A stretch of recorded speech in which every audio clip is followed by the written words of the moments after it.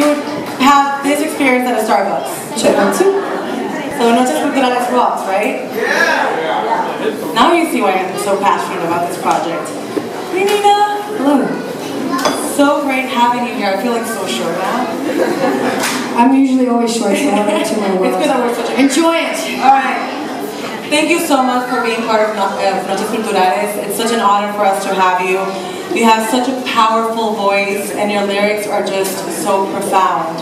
And when we thought about local artists for San Antonio, you were definitely our first choice. So we're so happy you said yes. So why did you say yes? Well, I just think it's a great concept what you guys are doing here. It's a nice way to also show my solo music. And a good friend of mine, David Garza's done this before as well. And anything he's a part of, I'm sure it's a great thing. So it's a good vibe. You know, I like what it's all about. Just be really intimate and. Coffee, what goes great over coffee? Conversations and good music. So, yeah.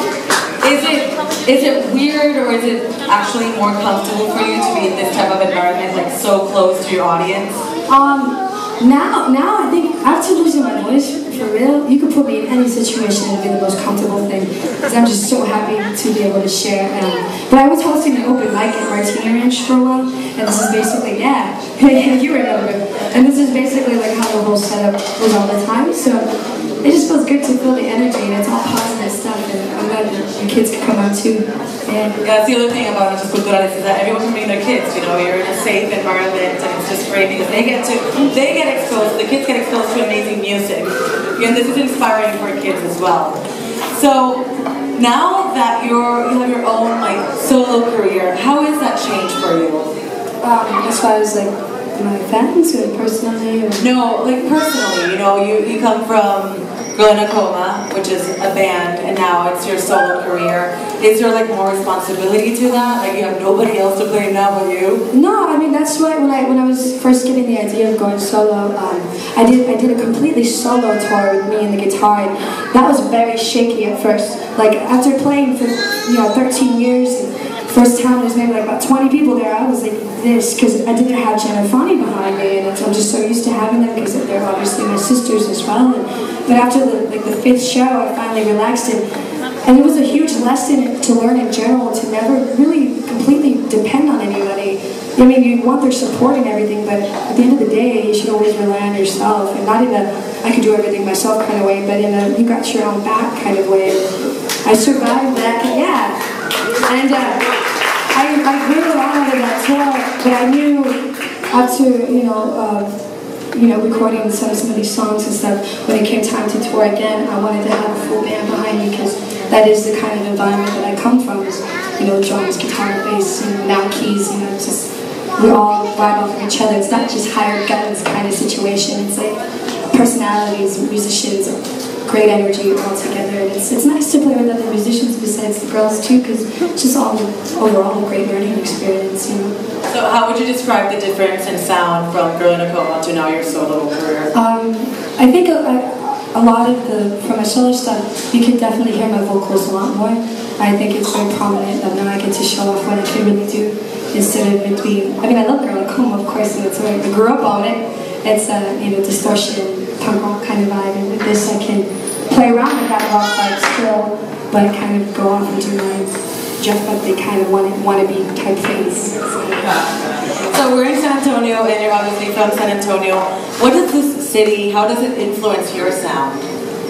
Well, I don't know, because going out and touring, especially in Austin, every scene has a great scene. I never want to talk smack about any scene or anything, but I feel like the scene in San Antonio is very humble with its sound, and we just are like a melting pot of all these different kinds of vibes that I feel like we still love the 90s. We still love like all these other kinds of music, and it shows in our style of music. And of course, the backyard barbecues, listening to Tejano music is a huge inspiration.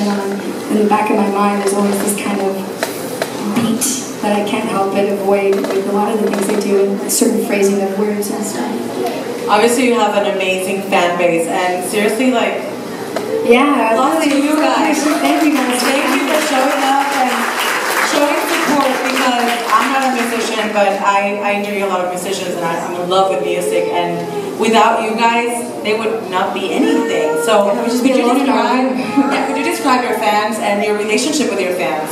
Well, it's like this. It's like I should get a tattoo of all of y'all's names on me. and you know, I got tattoos of other people's names on me. After the LA gig and what happened there, everybody was so supportive. Like, I've never felt that much love before. Because you get kind of busy and doing what you do, and you're touring, you're writing, you're making records, you're doing this and this, and you put yourself up to this standard almost, and you lose yourself for a moment. And sometimes you lose yourself in pretty destructive ways, and you know, I got out of that stuff. And I feel like this whole process has been a rebirth for me and a growth for me to really look at everybody in your eyes and appreciate what you do for me more than what I do for you guys. And LA was the hugest example of it. If I were to describe the fans, I'd just describe it with nothing but love and fearless fans. I follow you on social media, and I love the fact that you answer, and anyone has a question, you answer to it. So you have that constant communication with them through social media. So can you share what your social media address is on Twitter? Diaz Music. Yes. Diaz Music across the board. Across the board. Facebook, Instagram, yes. and Twitter. I'm like, what's the other one? Twitter. Talking about that, please remember to use your hashtag Noches Culturales, take pictures, and don't forget Sunny on the back, so you can take a picture with you home and just remember this amazing moment. So now, if you have anything else to say, I'll just open it up to a Q&A from the audience. You have so many fans here that I'm sure have questions. And you guys don't get to do this in other concerts, so make the best of it. Ask me anything at all. Questions? Anyone? Don't be shy. I know San Antonio people are not shy. You got something to say? Oh, here she comes. Here she comes. What's your name? Ashley. Hi, Ashley.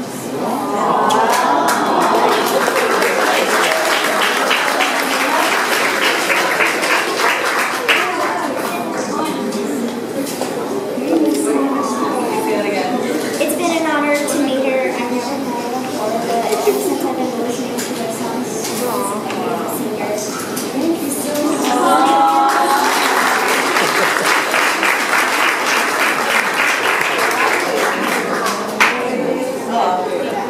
I think you guys should take a picture together. Where's our photographer? Yeah, over here. What's going on my fridge? Over here, Ashley. Yeah, this is just a picture.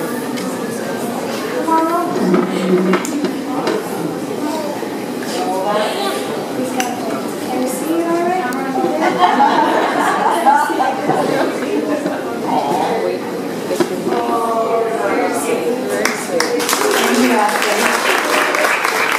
All right, another question. Yes, what's your name? Angelica? Question for Nina.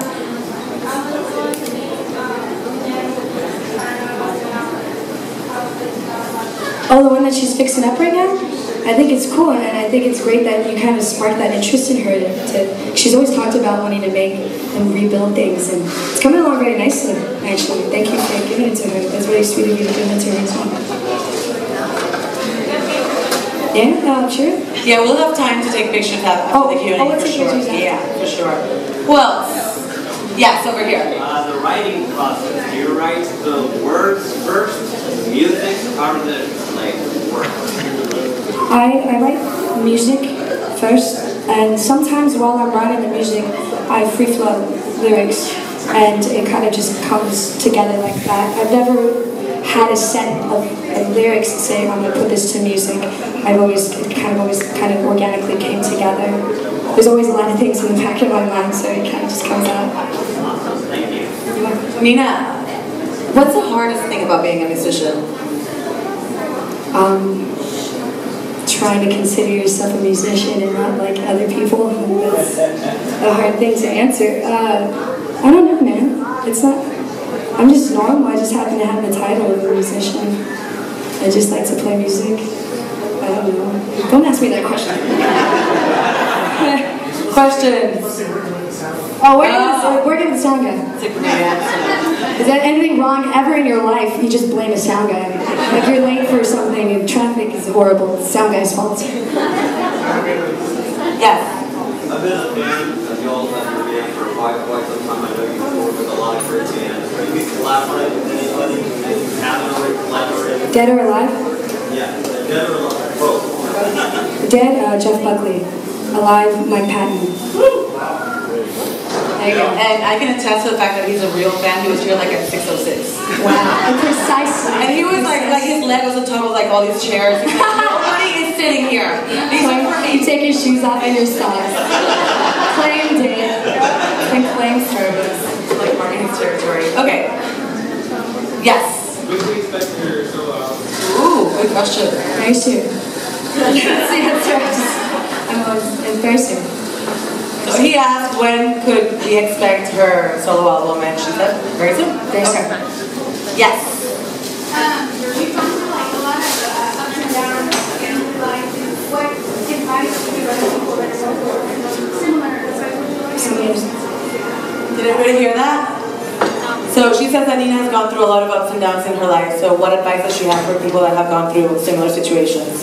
It may sound cliche, but it really is one day at a time. You know, one second at a time. If you try to think too advanced of something, or if you dwell too much on something that happened 2 days ago, you'll never be able to fully enjoy and grow on the moment that's happening right now. And just finding, reading, writing, any kind of creative outlet really, really does help a lot. Talking, you know, don't talk like this to the floor all the time. Like, let it out, even if they're not going to say what you want to say back, you know. So just communication, and one day at a time. Yes. Yeah, Halloween store. Hooked it up at the Halloween store.